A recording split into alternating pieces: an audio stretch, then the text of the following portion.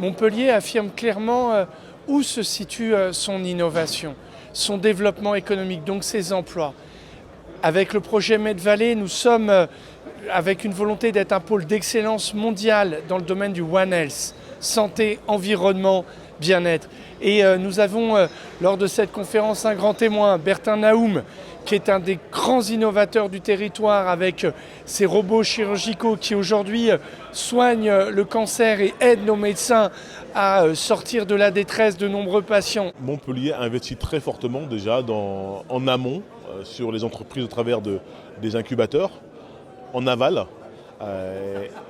dans les offres notamment foncières qui sont proposées aux entreprises. Je pense que la prochaine étape, elle est peut-être pas uniquement au niveau de la métropole, mais au niveau de l'ensemble de l'écosystème et de créer un écosystème qui permette effectivement de permettre à des entreprises innovantes de trouver des débouchés également localement sans avoir à nécessairement aller, je dirais, s'expatrier pour grosso modo trouver les fruits de la croissance. Montpellier, c'est aussi un écosystème extrêmement dynamique dans le domaine des industries culturelles et créatives. Ubisoft, naturellement, l'ESMA, Artefix, Karim Kenissi qui porte le projet de l'ESMA dans le quartier de la Cité créative, anciennement EAI, qui va être tourné vers les industries culturelles et créatives où de nombreuses entreprises pourvoyeuses d'emplois vont s'implanter. La culture compte énormément. Elle compte énormément pour le rayonnement de Montpellier, mais elle compte aussi pour le bien-être des habitants de Montpellier.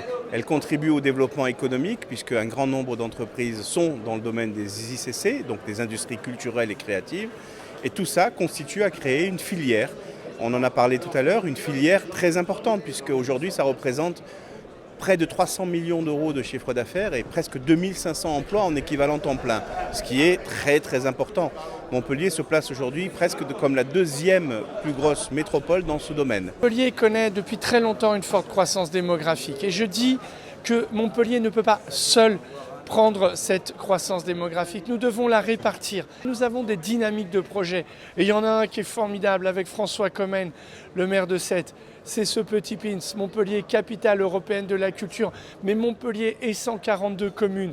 Et François Commen nous a fait l'honneur de sa présence et a déployé tous les projets qu'il porte pour la commune de Sète en lien avec la culture. Mais dans le cadre du programme capitale européenne de la culture, Montpellier a souhaité s'associer à la ville de Sète parce qu'on avait beaucoup de points communs, notamment dans le domaine culturel, dans le domaine de l'urbanisation, du développement de nos collectivités.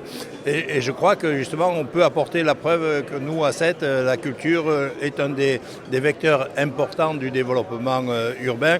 Voilà, c'est une ville qui est ouverte aux idées nouvelles, qui est hospitalière à cela, qui est une ville qui est très respectueuse de son histoire, mais qui sait se projeter dans l'avenir.